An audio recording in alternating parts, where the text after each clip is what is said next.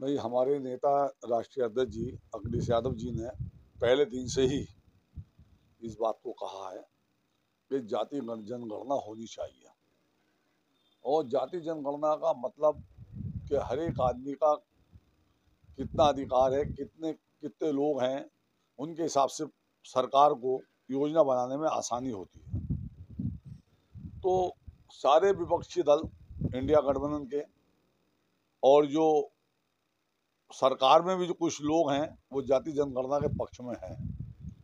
और अब जैसे आपने बताया और मैंने भी सुना है कि आरएसएस ने भी संकेत दिया है कि उन्हें भी कोई परहेज नहीं है कि जाति जनगणना होनी चाहिए। मेरा मकसद ये है कि मैं इसमें एक चीज़ और जोड़ना चाहता हूँ कि जाति जनगणना तो हमारी भी डिमांड है, हमारी राष्ट्रीय नेता की भी डिमांड है और जितने भी इंडिया गठबंधन के लोग हैं सबकी डिमांड है। हम चाहते हैं कि अल्पसंख्यक के अंदर जो जातियां हैं उनकी भी जनगणना होनी चाहिए, क्योंकि उसमें भी बहुत दबे कुचले लोग हैं और बहुत सी सरकारें वहाँ तक अपनी योजनाओं का लाभ, सरकारी योजनाओं का लाभ वहाँ तक नहीं पहुँच पाता है।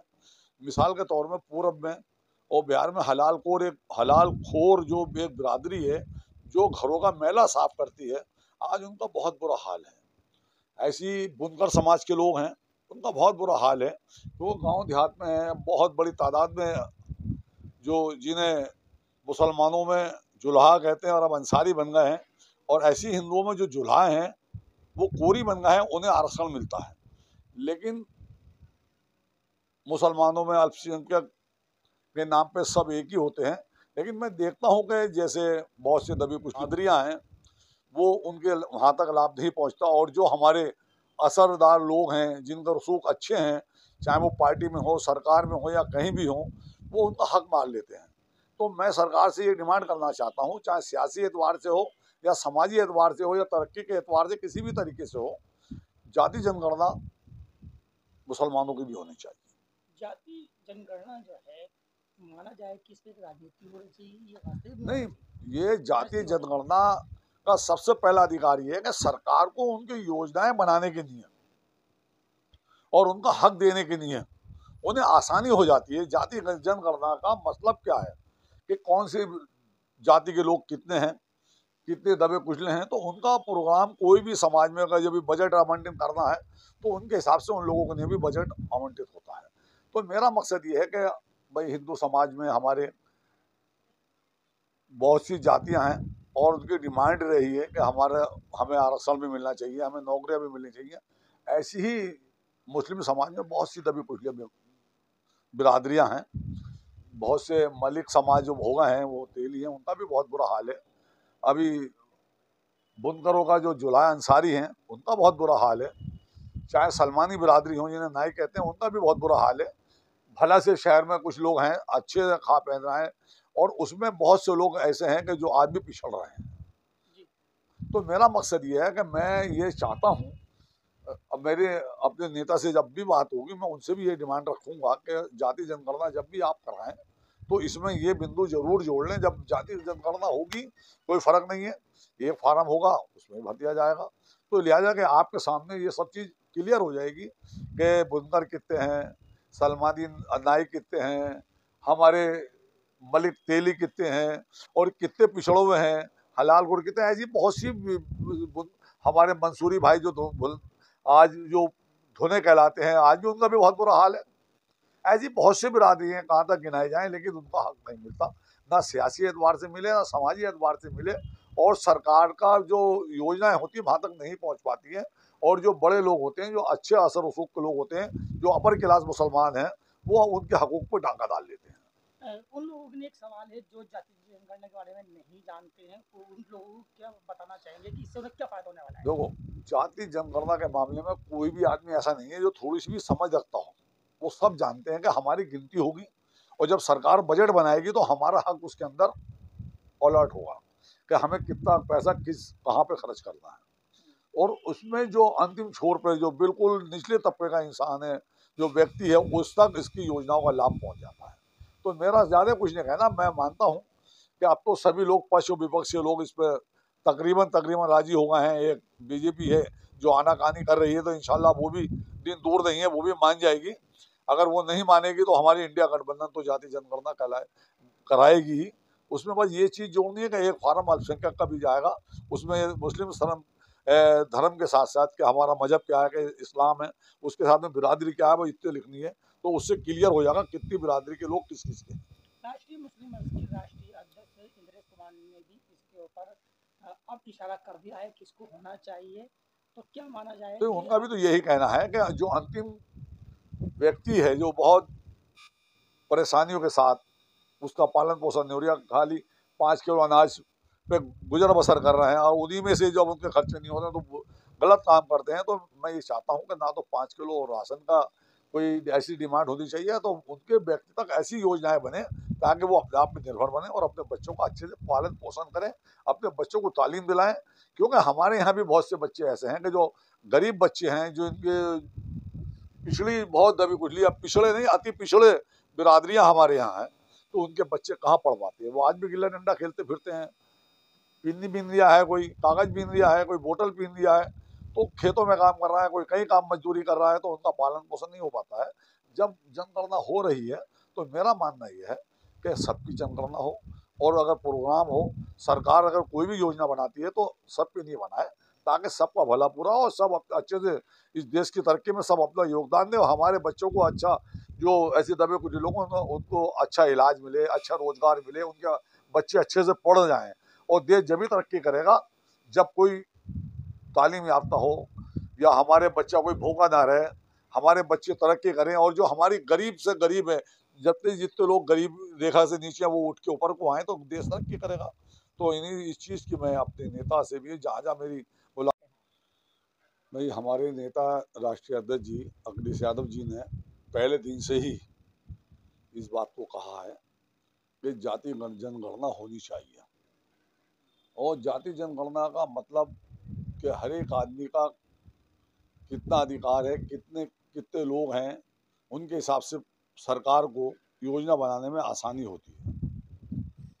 तो सारे विपक्षी दल इंडिया गठबंधन के और जो सरकार में भी जो कुछ लोग हैं वो जाति जनगणना के पक्ष में हैं। और अब जैसे आपने बताया और मैंने भी सुना है कि आरएसएस ने भी संकेत दिया है कि उन्हें भी कोई परहेज नहीं है कि जाति जनगणना होनी चाहिए। मेरा मकसद ये है कि मैं इसमें एक चीज़ और जोड़ना चाहता हूँ कि जाति जनगणना तो हमारी भी डिमांड है, हमारी राष्ट्रीय नेता की भी डिमांड है, और जितने भी इंडिया गठबंधन के लोग हैं सबकी डिमांड है। हम चाहते हैं कि अल्पसंख्यक के अंदर जो जातियां हैं उनकी भी जनगणना होनी चाहिए, क्योंकि उसमें भी बहुत दबे कुचले लोग हैं और बहुत सी सरकारें वहाँ तक अपनी योजनाओं का लाभ, सरकारी योजनाओं का लाभ वहाँ तक नहीं पहुँच पाता है। मिसाल के तौर में पूरब में और बिहार में हलाल खोर जो एक बिरादरी है जो घरों का मैला साफ करती है, आज उनका बहुत बुरा हाल है। ऐसी बुनकर समाज के लोग हैं, उनका बहुत बुरा हाल है। वो गांव देहात में हैं, बहुत बड़ी तादाद में, जो जिन्हें मुसलमानों में जुल्हा कहते हैं और अब अंसारी बन गए हैं, और ऐसी हिंदुओं में जो जुल्हा हैं वो कोरी बन गए हैं, उन्हें आरक्षण मिलता है। लेकिन मुसलमानों में अल्पसंख्यक के नाम पे सब एक ही होते हैं। लेकिन मैं देखता हूँ कि जैसे बहुत से दबी कुछ बिरादरियाँ हैं वो उनके वहाँ तक लाभ नहीं पहुँचता, और जो हमारे असरदार लोग हैं जिनका रसूख अच्छे हैं, चाहे वो पार्टी में हो, सरकार में हो या कहीं भी हो, वो उनका हक मार लेते हैं। तो मैं सरकार से ये डिमांड करना चाहता हूँ, चाहे सियासी एतबार से हो या समाजी एतबार से हो या तरक्की के एतबार से, किसी भी तरीके से हो, जाति जनगणना मुसलमानों की भी होनी चाहिए। जाति जनगणना जो है माना जाए कि इसमें राजनीति होनी चाहिए, ये वास्तविक नहीं, ये जाति जनगणना का सबसे पहला अधिकार ये है कि सरकार को उनकी योजनाएं बनाने के लिए और उनका हक देने के लिए उन्हें आसानी हो जाती है। जाति जनगणना का मतलब क्या है कि कौन सी जाति के लोग कितने हैं, कितने दबे कुचले हैं, तो उनका प्रोग्राम कोई भी समाज में अगर जब भी बजट आवंटित करना है तो उनके हिसाब से उन लोगों को लिए भी बजट आवंटित होता है। तो मेरा मकसद ये है कि भाई हिंदू समाज में हमारे बहुत सी जातियां हैं और उनकी डिमांड रही है कि हमें आरक्षण भी मिलना चाहिए, हमें नौकरियां भी मिलनी चाहिए। ऐसी ही मुस्लिम समाज में बहुत सी दबी कुचली बिरादरियां हैं। बहुत से मलिक समाज जो भोगा हैं, वो तेली हैं, उनका भी बहुत बुरा हाल है। अभी बुनकरों का जो जुल्हा अंसारी हैं उनका बहुत बुरा हाल है। चाहे सलमानी बिरादरी हो जिन्हें नाई कहते हैं, उनका भी बहुत बुरा हाल है। भला से शहर में कुछ लोग हैं अच्छे से खा पहन रहे हैं, और उसमें बहुत से लोग ऐसे हैं कि जो आज भी पिछड़ रहे हैं। जी। तो मेरा मकसद ये है कि मैं ये चाहता हूँ, अब मेरे अपने नेता से जब भी बात होगी मैं उनसे भी ये डिमांड रखूंगा कि जाति जनगणना जब भी आप कराएं तो इसमें ये बिंदु जरूर जोड़ लें, जब जाति जनगणना होगी कोई फर्क नहीं है, एक फार्म होगा उसमें भर दिया जाएगा, तो लिहाजा कि आपके सामने ये सब चीज़ क्लियर हो जाएगी कि बुनकर कितने हैं, सलमानी नाई कितने हैं, हमारे मलिक तेली कितने हैं, और कितने पिछड़ों में हैं, हलाल गुड़ कितने हैं। ऐसी बहुत सी हमारे मंसूरी भाई जो आज जो धुने कहलाते हैं, आज भी उनका भी बहुत बुरा हाल है। ऐसी बहुत सी बिरादरी हैं, कहाँ तक गिनाई जाए, लेकिन उनका हक नहीं मिलता, ना सियासी एतबार से मिले ना समाजी एतबार से मिले, और सरकार का जो योजनाएं होती हैं वहाँ तक नहीं पहुँच पाती हैं, और जो बड़े लोग होते हैं, जो अच्छे असर वसूख के लोग होते हैं, जो अपर क्लास मुसलमान हैं, वो उनके हकूक पर डांगा डाल लेते हैं।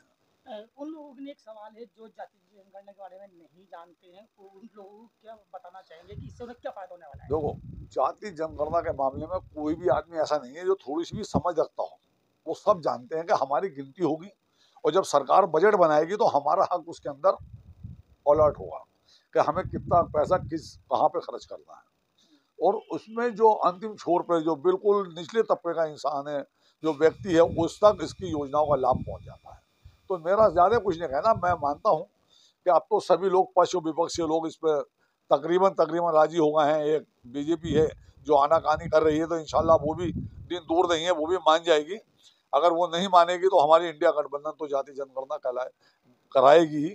उसमें बस ये चीज़ जोड़नी है कि एक फार्म अल्पसंख्यक का भी जाएगा, उसमें मुस्लिम धर्म के साथ साथ कि हमारा मजहब क्या है, कि इस्लाम है, उसके साथ में बिरादरी क्या है, वो इतने लिखनी है, तो उससे क्लियर हो जाएगा कितनी बिरादरी के लोग किस किस के। राष्ट्रीय मुस्लिम मंच के राष्ट्रीय अध्यक्ष इंद्रेश कुमार ने भी इसके ऊपर अब इशारा कर दिया है किसको होना चाहिए, तो क्या माना जाए तो कि उनका भी तो यही कहना है कि जो अंतिम व्यक्ति है, जो बहुत परेशानियों के साथ उसका पालन पोषण नहीं हो रहा, खाली 5 किलो अनाज पे गुजर बसर कर रहे हैं, और उन्हीं में से जब उनके खर्चे नहीं हो रहे तो गलत काम करते हैं। तो मैं ये चाहता हूँ कि ना तो 5 किलो राशन का कोई ऐसी डिमांड होनी चाहिए, तो उनके व्यक्ति तक ऐसी योजनाएं बने ताकि वो अपने आप में निर्भर बने और अपने बच्चों का अच्छे से पालन पोषण करें, अपने बच्चों को तालीम दिलाएं।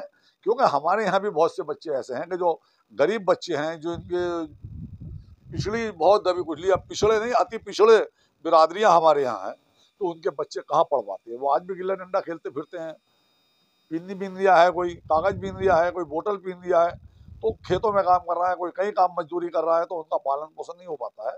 जब जनगणना हो रही है तो मेरा मानना यह है कि सबकी जनगणना हो, और अगर प्रोग्राम हो, सरकार अगर कोई भी योजना बनाती है तो सब पे नहीं बनाए, ताकि सबका भला पूरा हो, सब अच्छे से इस देश की तरक्की में सब अपना योगदान दें, और हमारे बच्चों को अच्छा, जो ऐसे दबे कुछ लोग उनको अच्छा इलाज मिले, अच्छा रोजगार मिले, उनके बच्चे अच्छे से पढ़ जाएं। और देश जब भी तरक्की करेगा जब कोई तालीम याफ्ता हो, या हमारे बच्चा कोई भूखा ना रहे, हमारे बच्चे तरक्की करें, और जो हमारी गरीब से गरीब है, जितने लोग गरीब रेखा से नीचे हैं, वो उठ के ऊपर को आए, तो देश तरक्की करेगा। तो इन्हीं इस चीज़ की मैं अपने नेता से भी, जहाँ जहाँ मेरी